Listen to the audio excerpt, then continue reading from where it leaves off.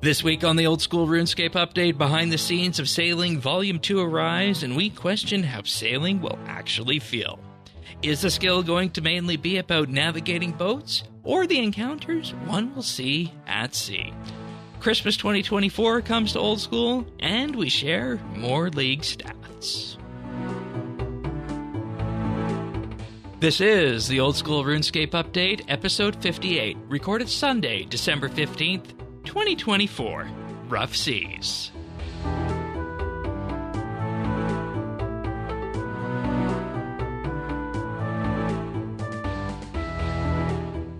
Hello everybody and welcome back to another episode of the Old School RuneScape Update. Sirion and myself are here as we are each and every week. The wonderful world of leagues continues. Asterisk. Yeah, sort of. Yeah, sort of for you, and my asterisk is for an entirely different reason on that. But we'll get to the latest Leagues 5 stats in just a bit, plus what we've been up to. But we also have the main content update of the week, Christmas 2024. But before we get there, you and I need to discuss what is going to be our favorite piece of content in 2025 or maybe 2026, and that's sailing. Oh boy, yeah. But of course, if you want to follow along, full show notes over at update.show/OS. You can subscribe there as well on your favorite podcast listening service, Apple Podcasts, Spotify, Pocket Cast. They're all there, as well as YouTube at youtube.com/@OSRS update. Okay, sailing. Sailing Got another update. Behind the Scenes, Volume 2. Part 1 and Part 2. Yeah. I let out an audible groan when I heard this. Why? And, well, for people who haven't listened before, you'll know that, for people who have listened before, but I'll say it for people who haven't, there has just been this thing about sailing for me on the podcast and probably you, that it just feels as though everything that has been presented with the skill, I don't necessarily see as fun per se as they've laid it out. Now, it's nice that we're seeing some of the content and how the content is going to work, like shipwreck salvaging as an example, port tasks, and the sea charting, just to name a few from this episode. But when it comes to what has been laid out in terms of what makes sailing an actual skill itself, it just has not resonated with me. And I think it's nice that we're seeing what some of the content is going to be for it. But at the end of the day, now, of course, we haven't had a chance to get our hands on it in a play test or an alpha test, which will be coming next year. It just doesn't feel as neat, as tight, as the other skills in the game. And I bring everybody to the skill framework section of the blog for this. Thieving. I love how you're like, oh, it doesn't feel tight, and then the fact that the skills we have in the game were designed literal decades ago. I don't think they're tight either. Well, I meant tight in terms of what they do, and let me give you an example. So, they say thieving, its purpose is to obtain wealth, and the identity is to steal things that don't belong to you, and the core loop is to click on an NPC or location to steal an item. And fair, that's a very, simplistic way of putting thieving. Now, for sailing, the purpose is to travel to new places and interact with things at sea. The identity is to use a boat as a tool, and with that, you click on a facility to interact with the world using your boat. But the immediate issue that I felt with this is that it doesn't necessarily say what you are to obtain or what you are to net for your character or what experiences you are to gain by traveling to those new places and interacting with those things, whereas obtaining wealth with thieving, in their example that they give, is a lot more upfront and centric. So my hope for this blog, and I guess it did it to a degree, was to greater expand on that purpose section of what sailing is. Mm-hmm. So I there, think there I we have think it. I think I think it is always going to be the limitation of a skill that is centered around transportation. Like I think you can draw a very strong parallel between sailing and agility. Agility is also, the whole point, like the benefit of agility You can is run that you more and can you have get it. shortcuts. Yeah, exactly.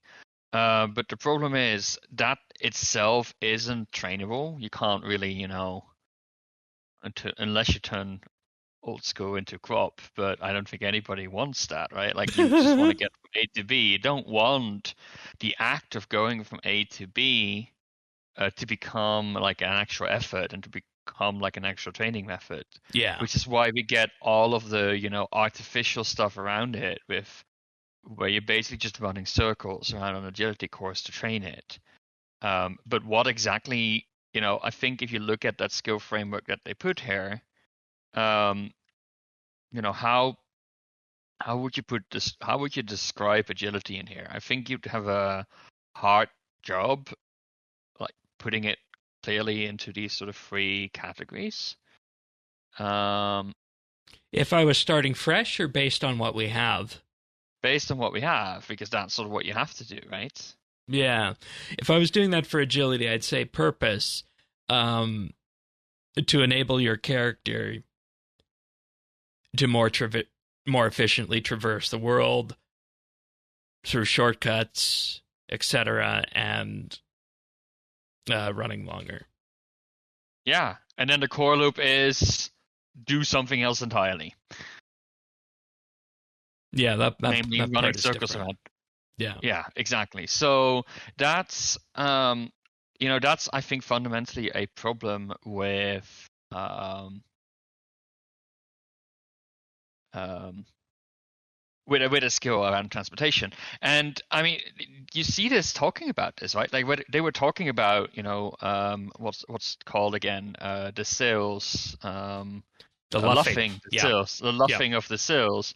How it would slow down your ship if you didn't do it on time, and that wasn't fun. And I'm like, of course, because people want to get to where they want to This isn't go without Sailing any Simulator. obstacle. Exactly. So I think it sort of already shows what lies at the bottom of it. And like you said, I think the word tight doesn't apply to this because you're going to have to artificially expand the skill to uncover exploration Right. and all of that stuff Right. to make it even work and to have enough mechanics to make it trainable. And if you compare, the what has to be the the closest one-to-one for a skills core loop, its purpose and identity to what it does in game, I think that's where you put things like woodcutting, fishing, mining. Yeah. Yeah, so in that respect, like I think it's always been, and that's why again, and for people who haven't listened before, the biggest problem I have with sailing is, I'm not upset that they want to try this. I think it's very original. I compare it to dungeoneering in RS3. Like it's a very controversial topic. The skill that breaks the game's mold, but has its diehard supporters, and is But also eternally unique. it is eternally unique. It actually tried and do something new. It feels very fresh. It feels unique, and I think what you've told me in your group Ironman adventures in RS3, it definitely has a role to play in Oh the yeah. game's progression that none of the other skills can do. So Right. that's why I don't think it's necessarily bad to try and do something risky, but the amount of engine work they're putting into a first skill, right, that to me feels like they could have stuck a little bit closer to the standard loop. Like I think archaeology, for example, is an example of a skill that worked incredibly well and actually has a very vanilla game loop, if you want to call it that. It was Yeah. just really well polished and just felt really well. And I think And Shaman fit that mold better. right. And that's maybe the thing that has soured me the most on sailing is that from the very beginning, from concept to when we started seeing videos and pictures to the blogs to where we are now, it's that I haven't, we know it's not going to be RS3's archaeology. That is a beloved skill. Lightning struck in the bottle, I think, on that one. And I don't know if anybody will ever, come close to capturing what that skill was and is on launch and, in terms of design. But that's the thing that I've seen as well with sailing. It's that what exactly is going to, be the hook into this skill, and is this loop that they're talking about of navigating the seas and doing what is a myriad of things: sea charting, the deep sea salvages, the port tasks. Yeah, like in is that going to draw you in and flow naturally? Like what they're really trying to do here, and what they're doing here to me is really an area expansion more than a skill, right? Like we're basically just flipping the script, and instead of a new continent, we're just getting the sea as new area to explore. Well, yeah, right? look at the And map. But like, if you look at all of the activities in the sea, these are all activities that mechanically, with a little bit of reflavoring, could just like, if all of those were grouped together onto a new continent, together with maybe a few more vanilla training methods, you'd have another Valamore or you'd have another Current. Yeah. Like the and exploration stuff from last blog, I'm like, holy crap, if this was on land, I would be 100% on board with this. Look, that is something they could have just made the rainforest west of Valamore. They could have that mechanic, right? Or Valamore as a whole could have had that mechanic. Yeah.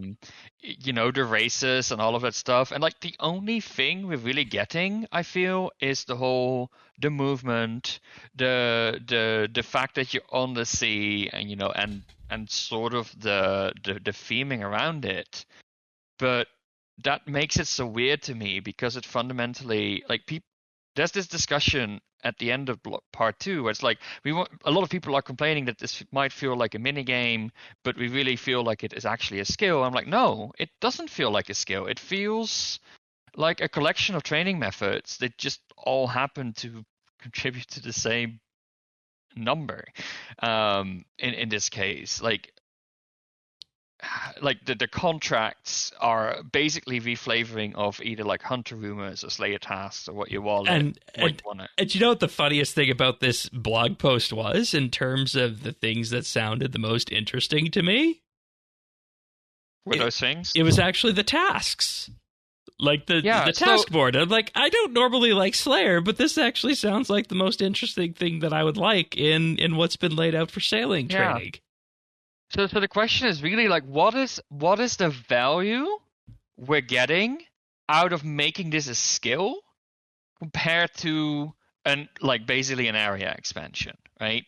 And I think that to me is why sailing isn't clicking with me, right? It just isn't resonating with me because there's plenty of individual things in a design that I can point out that I like and I think are good. Like even like trimming the sails, hey, that's Rocketunities from RS3, one of my favorite mechanics they ever invented for scaling there. Like that's things I can get excited about, but it just doesn't come together to me as a skill. It's like none of this warrants it being a separate skill. And you could say, if they had done shamanism, they would have done like a similar thing, like click thing and show inventory, and they could have just put that in woodcutting. But like that flips the script, I think, right? That's not necessarily about introducing new mechanics. That's more about taking more existing mechanics, more existing, you know, training methods we're used to, and just putting them together, which is why that is, in my opinion, much lower risk. And sailing, I feel it's all become a little bit too much about look at the awesome things we can do with the engine, and everything built around it is sort of there to justify it. And it just feels like they're going about it from, they're working too much backwards, I think. Yeah, because and like, just to sum up what you were saying here in terms of the luffing of the sails and how that ties into the skill, is the point of this skill supposed to be the boat, navigating the boat, and determining where the boat goes? Or is it supposed to be all of the other little things along the way, the tasks and what have you, the Barracuda trials and so on and so forth, that is the main draw and main way of getting XP?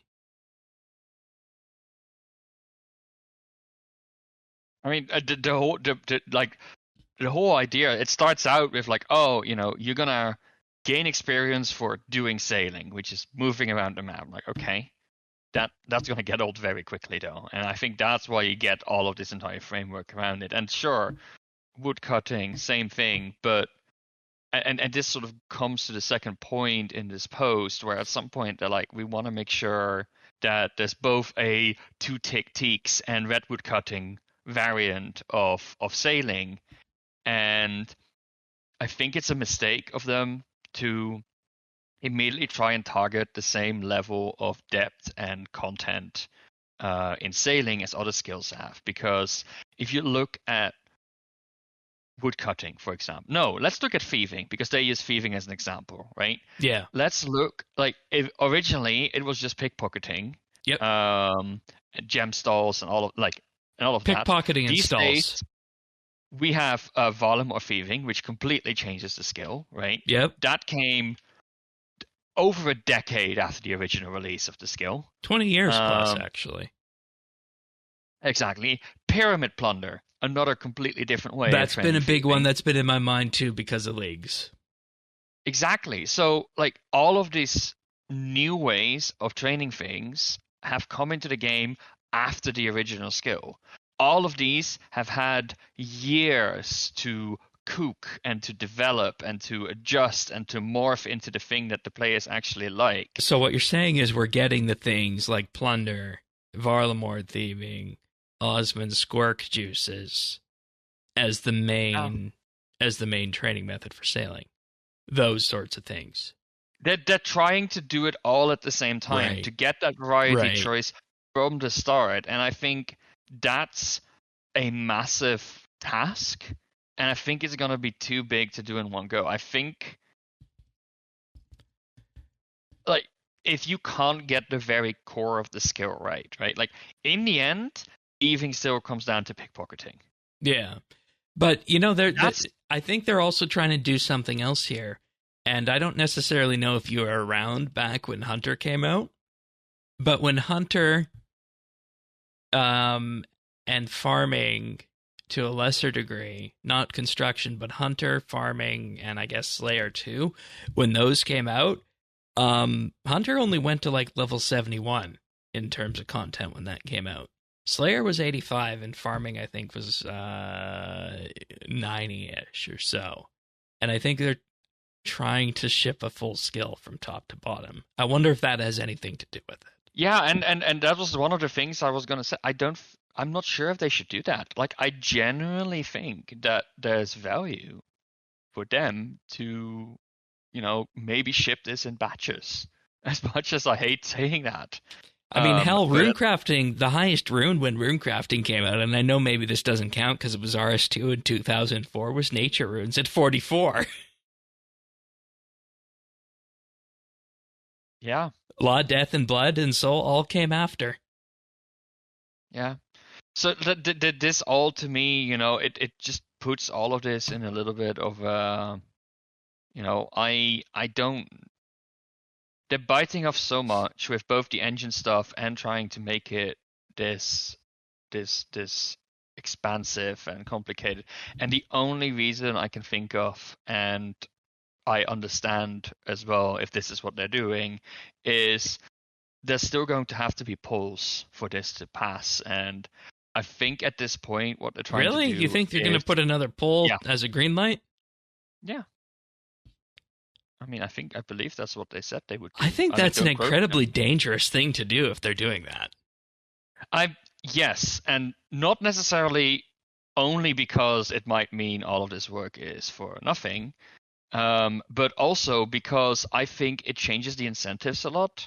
Like, they are changing the skill to appeal to the most number of players. So really what they're building, in my opinion, is the least objectionable product rather than the most delightful product, right? And this is another thing why. And we go back to the 2018, and I know people might not be familiar with this. We go back to the 2018 RS3 survey on this. For new skills, the community says necromancy. Yeah. By and large, furthest one out there in first. Archaeology is, down there at third or fourth, even on that. A year and a half later, archaeology comes out. Yeah. Players love it. Look, I've always said on this show that I feel that shamanism, because it isn't what the community asked for, but it had such a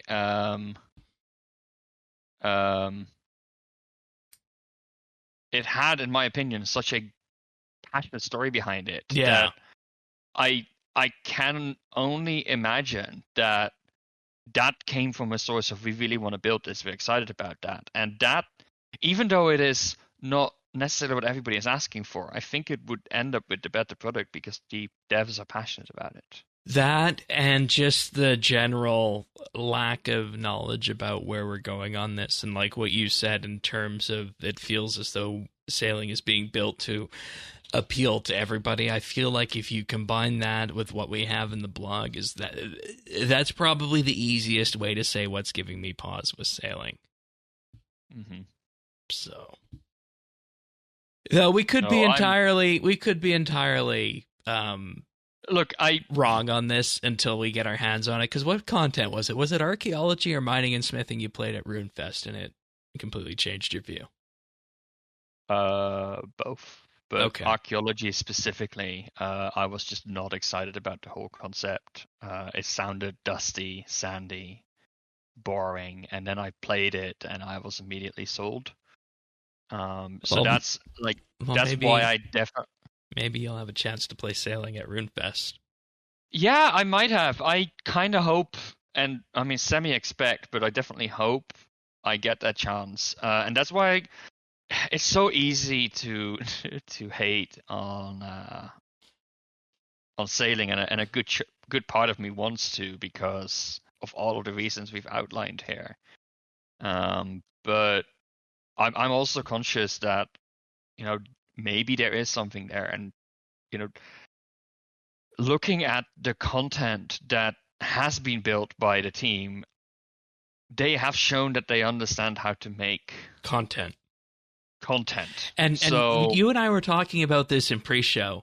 There's still things that rub me the wrong way and are points of major friction for me on old school. But when it comes to content, going through content that I haven't done and content that I have done in leagues, it's the old school content. The design behind it, the vast majority of it is just so good. Mm-hmm. So that's why I want to reserve judgment. I want to, give it a chance. I wish they had not taken a high risk with this for once. I think that was a mistake, and if they pull this off, it's gonna be the update of the century. But if they don't, it's really, it will really be a shame just because of the amount of time and money that went into it.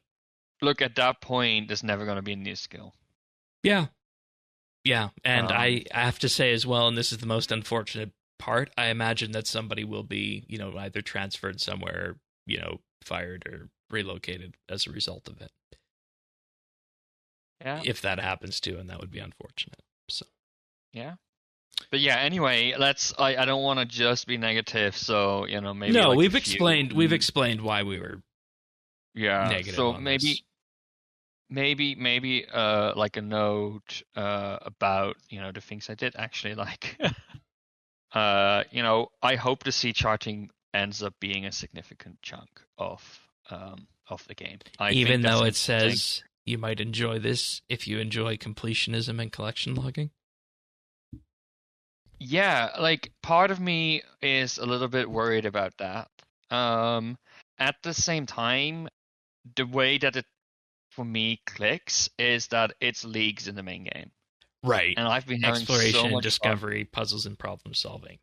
Exactly. And as long as it doesn't, as long as they strike the right balance, at least it's not the same as completionism and collection logging, I think. Because it's going to be designed to be finished. And you're not being asked to go kill 100 of a boss just for the hell of it. Or you're not going to be told to do books. like 50 hours of Castle Wars to finish it. Right? Exactly. So I think that's why I'm okay with this. To me, it's potentially interesting. We'll see. I'm like I said, I'm hoping that becomes the majority of it. The tasks, they talk about how it relates to the very popular Hunter rumors, and I agree. I do like Hunter rumors, but I heavily dislike Slayer, and it might be just because I dislike combat. Sorry. But yeah, we'll have to see about that. That's one I'm a little bit wary about. But yeah, it's no major surprises here. I just wish we got our hands on this already because it's harder and harder to talk about this without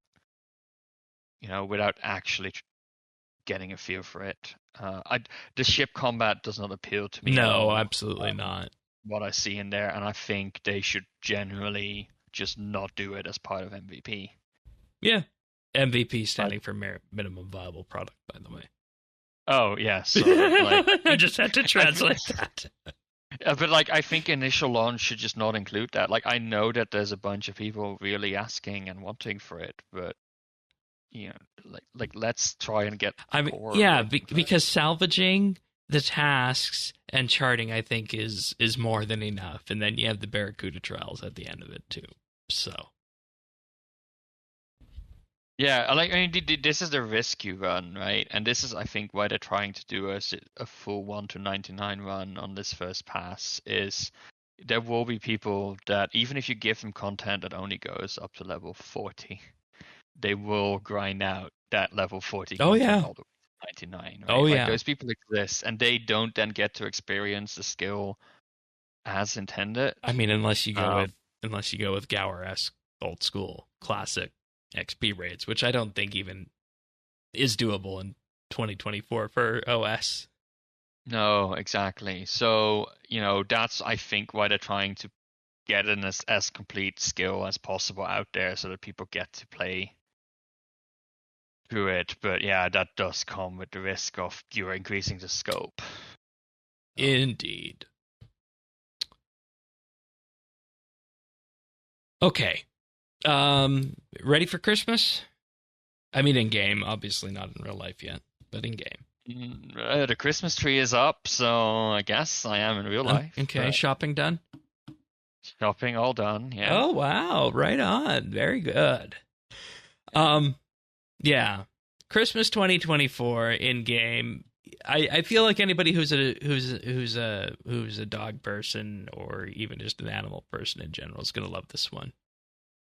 For what it is. It's basically, hey, go find a place to put all the animals that have gone into Falador Park so Cecilia can clean it up and find some people who will take them home temporarily and house them while she is doing that. And then for doing that, you are rewarded wholesomely with the year's cosmetic events, including a dog disguise of dog ears and nose, festive dog boots, the festive scarf, and a present box hat with 4 varieties to choose from, and all of the other past Christmas rewards from years past.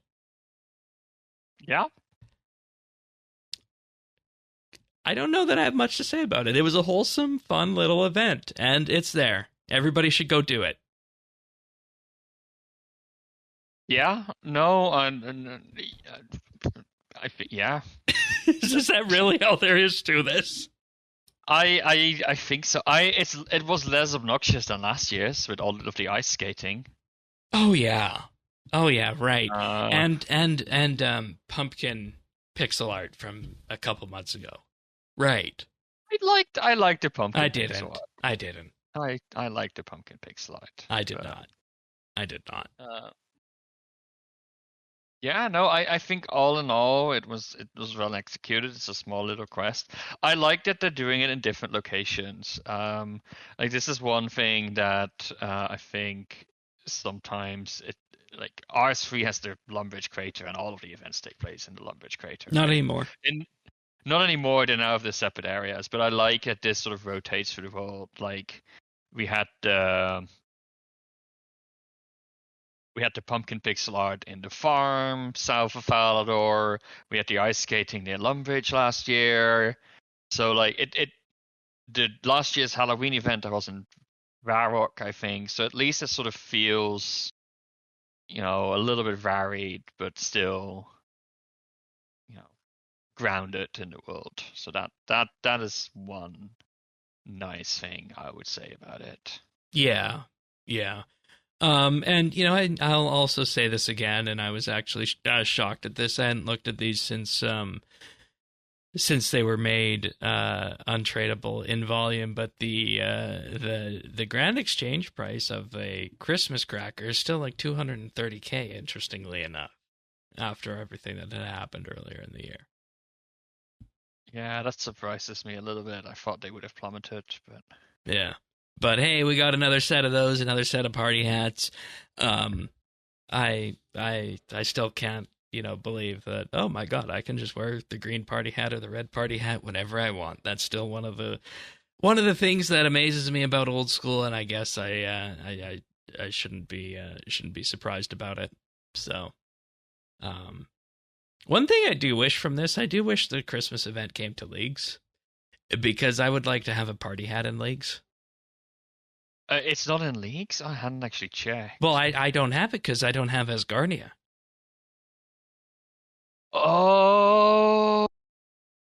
And the bulk of the characters are in Asgarnia for this. I hadn't thought of that because I was considering doing it on my Leagues account in the hope that would permanently unlock the Santa outfit for future Winter Toad warm gear. That too.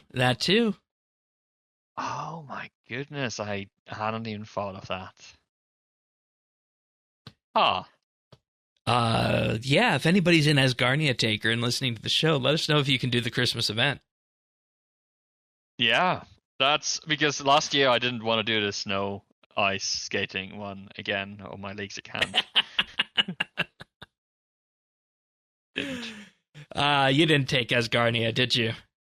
No. Okay, we have more stats here on this week, in terms of how the regions are shaking out. 30% Fremennik. I believe we know why. On this. Yeah. The Echo Boss and its jewelry stats is one. Mauritania 29%. Again, we also know why Barrows, Theater Blood, all the Slayer creatures out there. No? I thought it was Mask. Black Mask is why people chose Mauritania. And that's also why. Yeah, okay, I tied Black Mask and the Slayer relic together, but I didn't necessarily lump that all in. I thought it was just all the Slayer creatures plus Theater of Blood, but I guess it's that triad there now. Okay. Oh. And I guess that makes sense for more than just Melee, too. Yep. Okay. Corrin and Asgarnia, 17% each. That's nice seeing Asgardian that high, I think. Tied with Corrin. Lots of PVM yeah, a little bit surprising, but God Wars Dungeon, all time classic, I guess. Yeah, Just Cerberus very is good. there too. For the Dog Sword. Dog Sword, indeed. Very accessible combat as well. I think it's a very PVM heavy region, but yeah, none of the PVM there, with the exception of the Desert Treasure 2 boss, is particularly, inaccessible. Nex is okay. Nex is maybe a little bit, but there's group worlds you can go to for that. But as group worlds, and especially with all of the masteries, I think it's actually probably pretty doable. Right on. Don't quote me on that. I don't have a Scania. I can't. Yeah. Let me know if anything goes wrong if you stop being able to hear me, because my desktop has just disappeared. Like, I have my window with the notes on it, but everything behind it is gone. So let me know if anything goes wrong with the show. We'll just carry on for the time being, unless anything goes bad. Seems to be fine. Varlamore, 16%.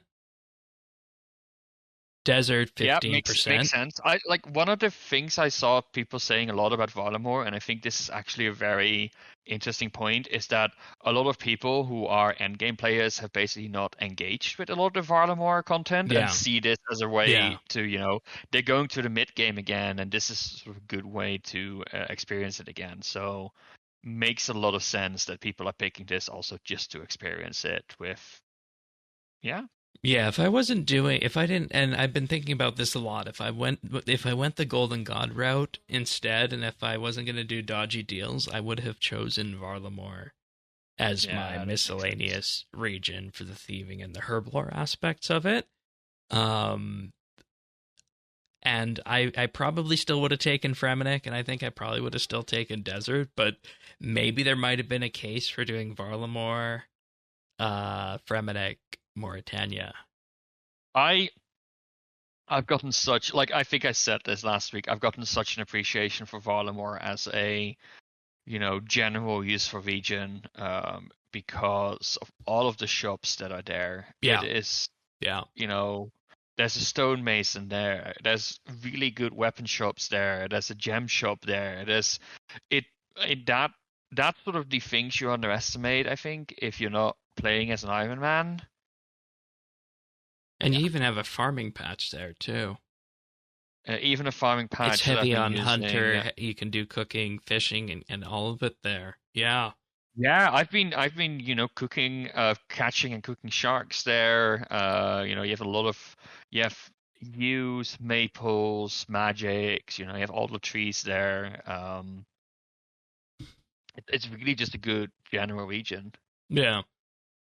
Desert it's lower this time around, but still a strong pick. And I think the thing that's keeping it up this time is probably that Echo KQ. Yep. Very strong for ranged. I just think it is, of all the regions, maybe the most balanced. It has early game content, it has late game content with raids. Oh yeah, I was surprised how many skilling tasks were there early on, because it was a choice to, do I take Kandarin or Desert first? And I'm looking at the task list, and I think Desert is the way to go on that, and I did. Yeah, exactly. So it's a really well-rounded region, I think. You can't really go wrong with it. Yeah. On that front, so it makes sense to me that it's up there. Yeah. Then we have Tyrannon at 14%. Obviously, way more than last time. That one was surprising me. I mean that's Echo Hunleaf and just the ultimate Crystal range set, though that doesn't accuracy doesn't matter once you get range tier 6, but it's there. Yeah. The Wilderness is at 8%, and I think the Wilderness is interesting. There's so many other different combinations I would have liked to have done this league, thinking about it now, and the Wilderness actually goes in there. I know you can still get PK'd, but you don't lose your stuff. But there's interesting stuff in the Wilderness I would have liked to have played around with. So I see why this is at 8%. There an alternate universe where you would have went Wilderness?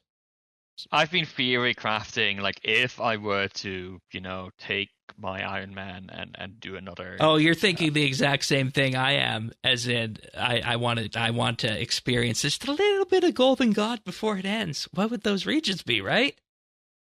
No, not necessarily. I just would like to see. Well, I mean, I would like to see some other relic picks, of course. But yeah, what would another account look like? What would I change, and what would I pick differently? I definitely think I would go for a Fremenic pick in that case.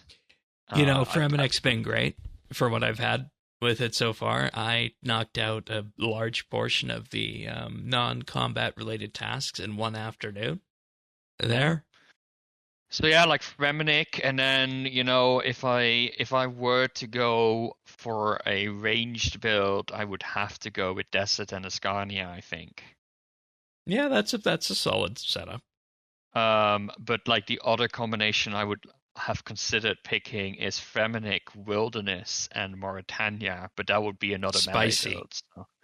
It's spicy, but I think it's actually because of the items you get, like the amazing melee weapon and shield you get in the Wilderness. Yeah. KD, KBD, and then combining that with Barrows in Mauritania. Have you seen how heavy people are hitting with the Darok set? Oh yeah. Wouldn't that be fun too? Exactly. I mean, I've been having fun. I think there's two approaches to melee. It's either high hits or it's lots of hits, and I've been going for the lots of hits. I generate more hit splats than the game can display, so I'm good. I wish that, and I think the funniest thing about that would be, what if poison in old school worked like it does in RS3, where you apply it to your character and then you have a chance to poison for each hit? What would that do? Unfortunately, I don't necessarily know what the fastest way of poisoning in leagues would be with Melee, because I think your best bet's the Dragon Dagger, probably. So, anywho, and then Kandarin at 5%, yeah. Grimoire thanks you, as does the fact that you need level 93 and something outside of range to kill Thermi. Yeah.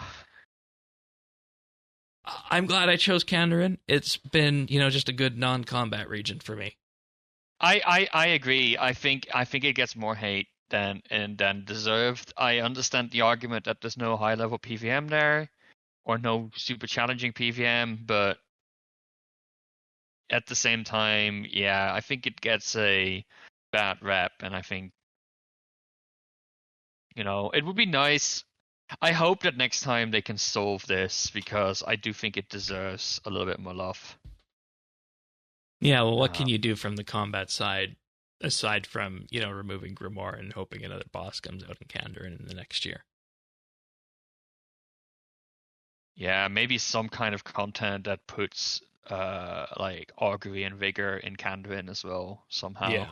At the drop. Yeah. That would be insane, but it would fix that region, I think. Most popular combination: Fremenic, Tyrannin, Mauritania. For a range setup, obviously. Gives you access to Theater of Blood, Echo Dag Kings, Echo Hunlith, Crystal Armor, lots of fun stuff in Prif. Yeah. And then we have the backside of the relic stats from last week. This one surprised me. Tier 5 surprised me. 48% Slayer Master, 37% Treasure Arbiter, and 14% Production Master. I went Production Master here. Yeah, I went Treasure Arbiter, and I agree. I am surprised by this. I know that clues are not as crazy anymore as last time. Right, but I think Treasure Arbiter with Clue Compass still lets you unlock pretty much all the points that you can with clues if you have access to the clue scrolls and not worrying about it. So it's very much an early stim to get you moving forward on that path, I think. Look, the one thing that I think is fair enough is that I haven't really finished all of the points I can get out of it. I could probably finish that in an afternoon and then stop having value out of Treasure Arbiter. Exactly. Whereas Slayer Master would continue to have value, especially in combination with Mauritania. If Right. I were to do another run with Mauritania, I would pick that I don't for know if sure. it makes sense to choose Slayer Master without Mauritania.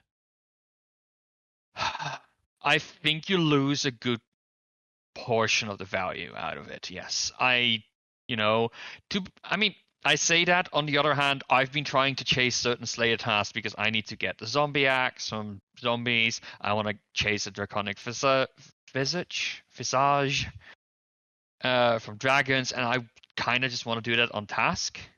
And I But mean, I'm not for getting the me, right task. I would absolutely love to just go and plant myself at KQ and just get repeated, Slayer drops from the KQ on that too with the regions Yeah, I have. So exactly. maybe it does make sense to choose Slayer Master outside of Mauritania.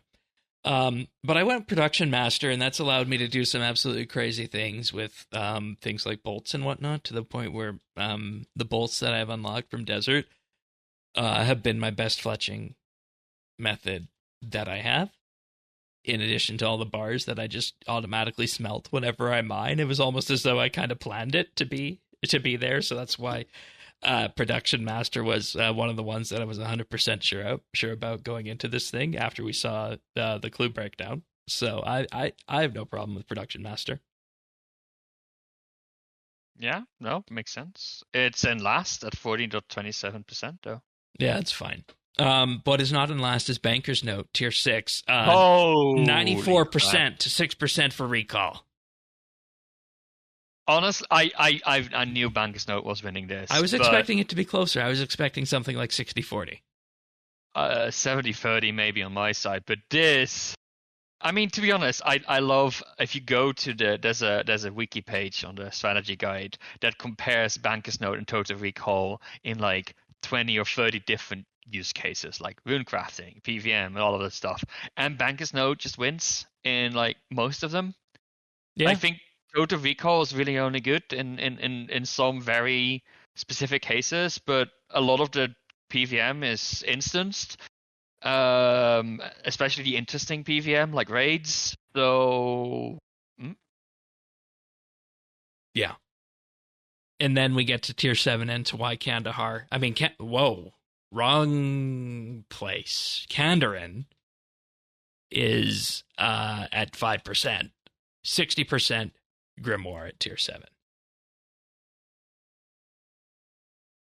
Yeah, that surprises me as well, to be honest. Like I said, I mean, maybe it's because of my region choices. I only would have gotten Piety out of it, and I miss it a tiny bit, I'll be honest. But that's the only thing it would have gotten me. And Lunas, but, you know,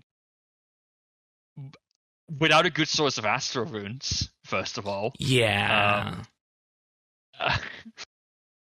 I have 165 Astro runes from like Guardians of the Rift drops, and that's it. Mm-hmm. So I don't know. I guess it makes sense if you go Magic and you didn't take Desert, or you want to use Thralls and you didn't get Zaya. So there's use cases, but for me it just made no sense, and I went with Overgrown, which is also reasonably popular. Yeah, I think I'm going Grimoire when I get there. I'm just not getting enough farming seeds as it is right now to have. Ironically, I've currently work. turned off Overgrown because I could not figure out how it works with the farming contracts, and it kept messing things up. So I'm like on 48 or 49 farming contracts completed, and 50 completed is like the league's task. So Okay. I'm very close to finishing that. Then I'm just putting like different seeds in all of the slots, turning it back on, and just yeah. Pocket Kingdom's there at 5%.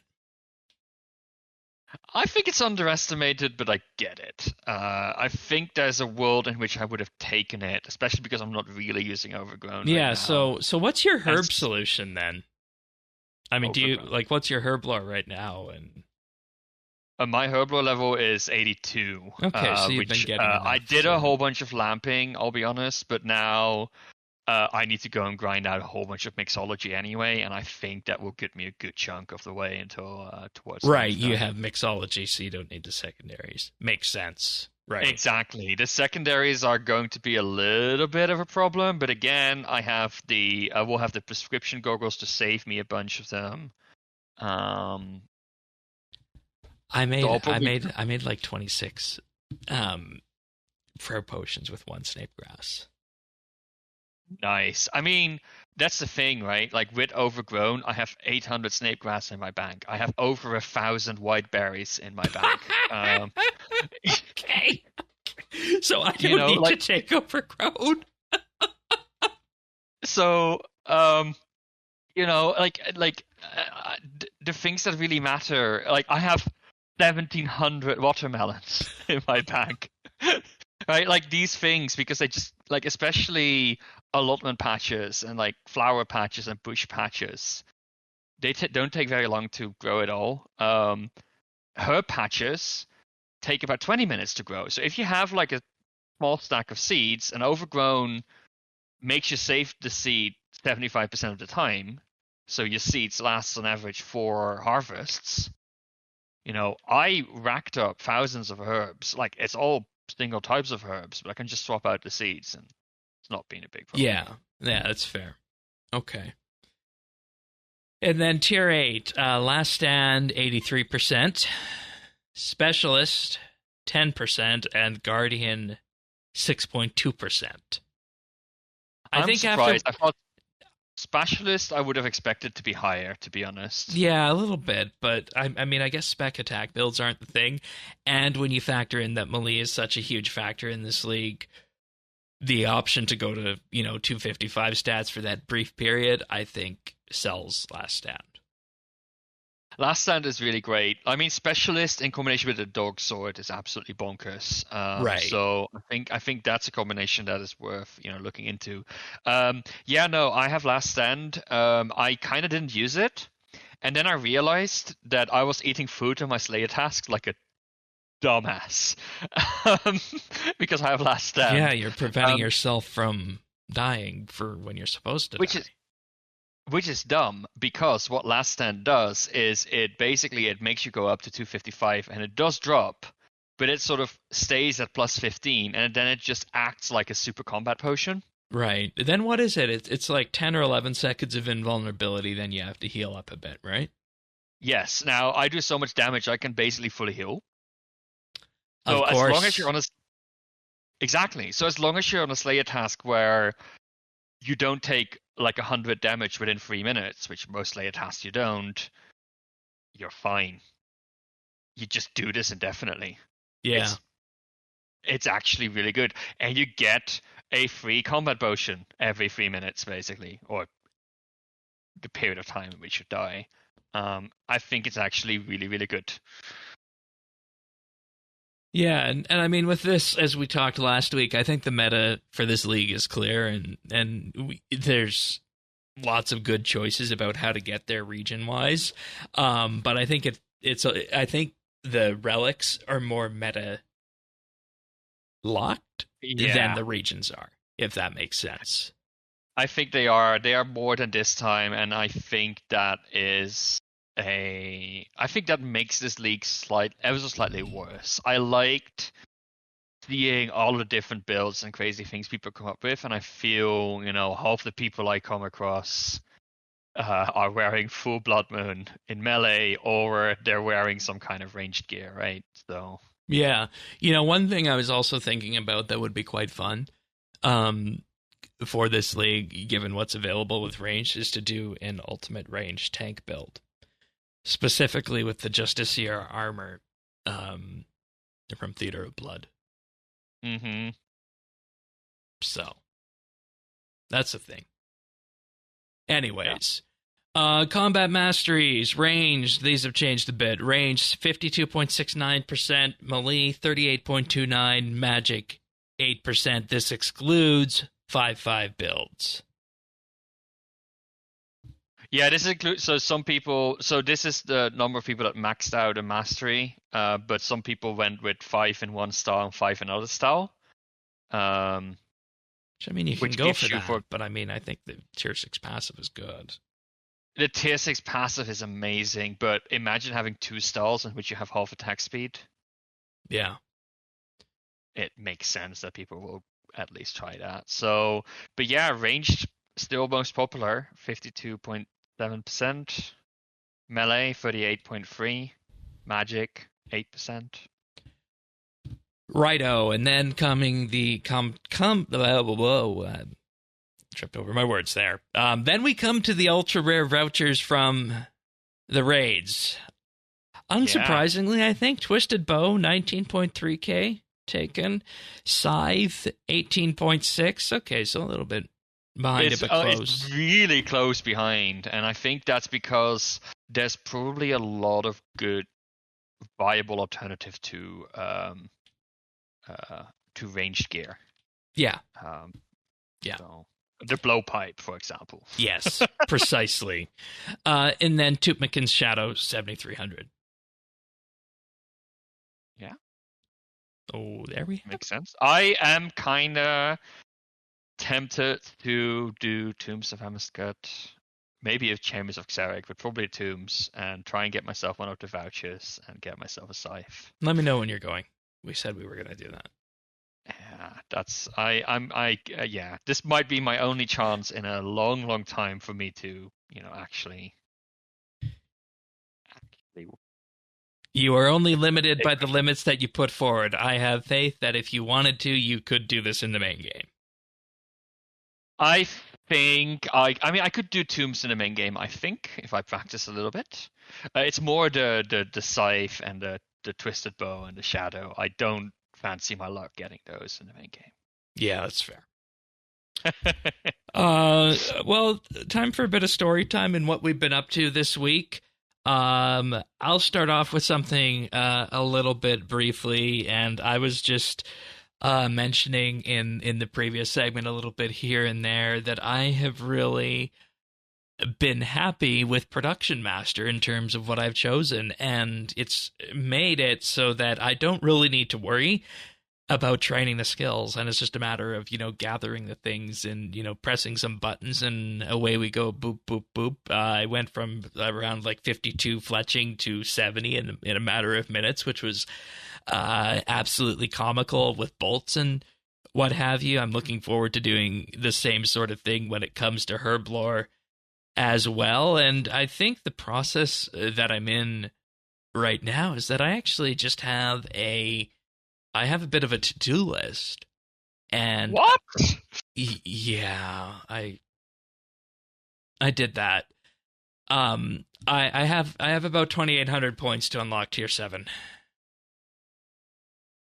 Fair enough. So with that, I have a list of tasks that I'm going to do. I think that'll get me about 1,200, and then we'll start scraping the bottom of the barrel there. And it's been pretty much the same sort of process where I'll just look down the list and see what's here that I can do in under 15 minutes per task, and then those go on the to-do list, and then after that I redo the to-do list and see where we're at with that. And that's allowed me to get into Fremennik this week, and then on this same path there. I haven't done much PVM yet. All the stuff that I have done, except for the one Scurious kill, was pretty much all done by accident. And I'm consciously waiting to do this. I'm thinking I'm waiting until I get the last multiplier, but I might just start and go get 100 combat and go get the fire cape done. I'm fairly certain I have what I need to do that right now. I'm 70 ranged. I have a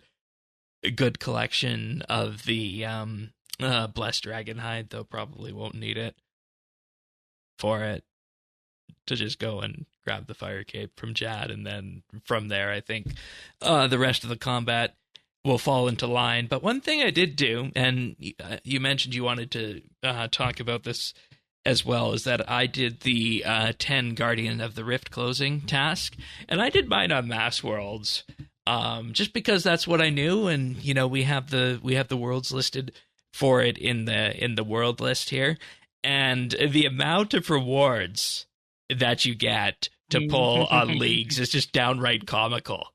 I think I did 4 games in one sitting at one session, and I got like 3,300 of the pearls there, and that was just enough to buy the entire outfit. So, very comical to do that. But I know you've been spending some time at Guardians of the Rift as well. Yeah, like I did this before they had themed worlds, and it was actually not. I mean, I was on the same world. I think that is now designated a mass world, ironically, but like it wasn't super busy because people didn't recognize it as a mass world. Um, and what I really enjoyed is that it actually made me play the game, if that makes sense. Like I actually had to think about where to put the cells, Right.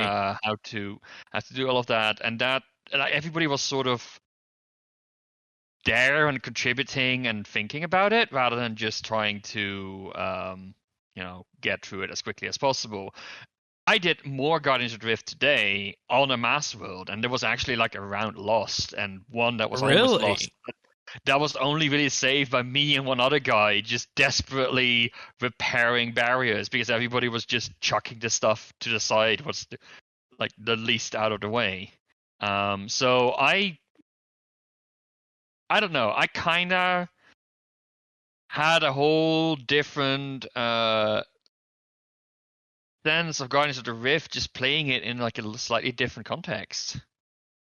Yeah, that's good, and I Um, think that's one of the big things about leagues too that we can yeah, look unfortunately, at. I just didn't like my mass sessions today, and I've decided that Runecraft is where all the remaining lamps are gonna go. So, Yeah, that's fair. That's fair. um, Whereas, I have Banker's Note, I have Essence.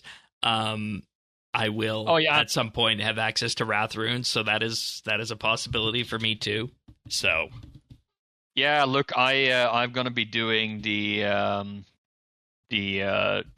false blood altar in Corrund at some point soon. as you Because should. I did enough Guardians of the Rift to at least unlock that. That was basically my goal, and yeah. But no, it's really interesting to see sort of like playing these mini games with smaller groups as sort of nice. Yeah. What else have you been up to? Combat, skilling.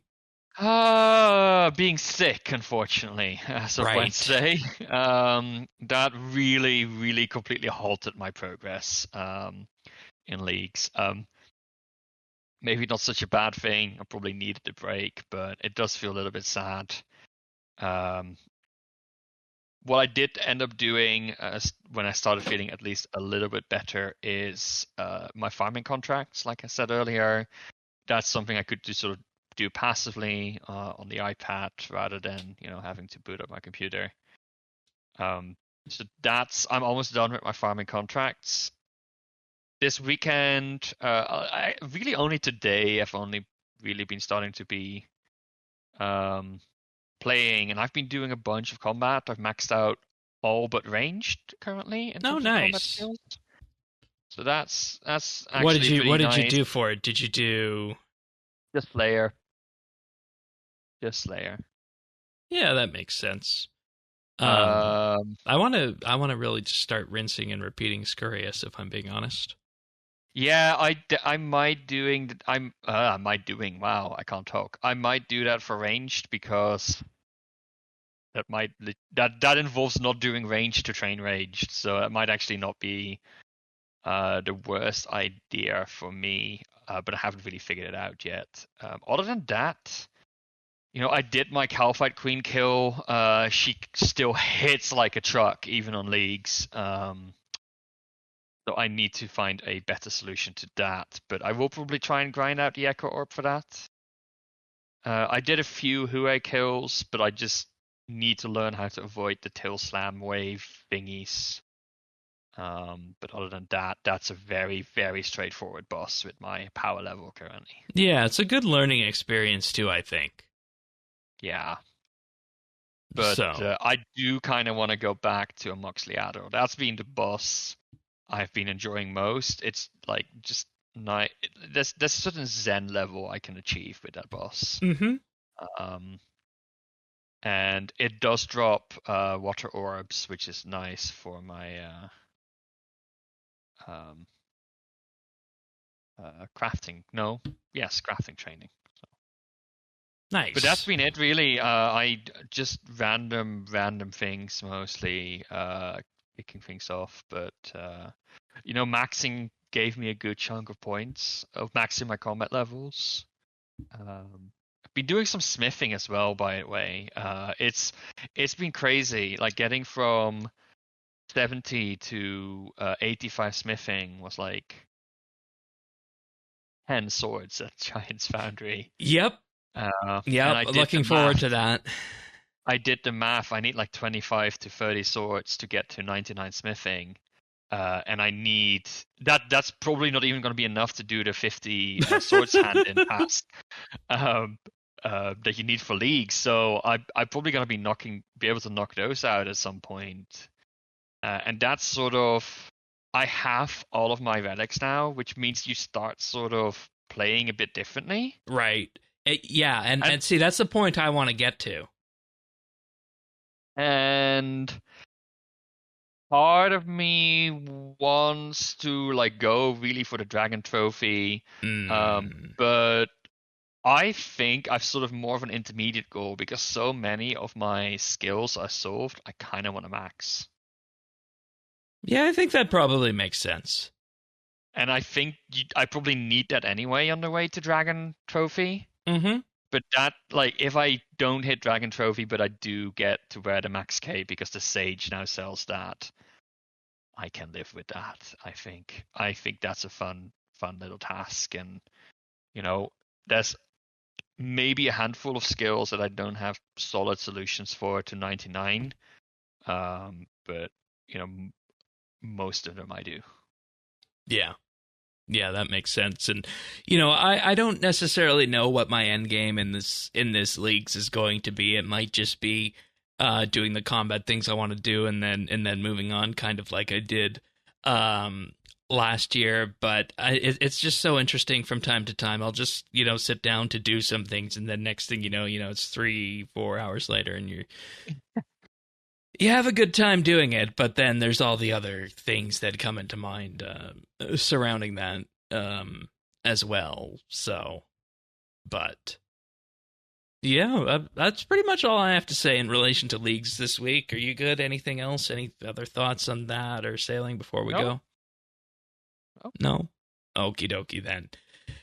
Well, that brings us to the end of this episode. If you guys want to hear more each and every week, you can subscribe. We're on all the main podcast listening services out there: Apple Podcasts, Spotify, Pocket Casts, and more. Just visit update.show/OS. Next week, we'll be back to talk about Game Jam in the last regularly scheduled episode of the year. Then after that, we'll have a year in review episode. That's what the rest of the year is going to look like for us.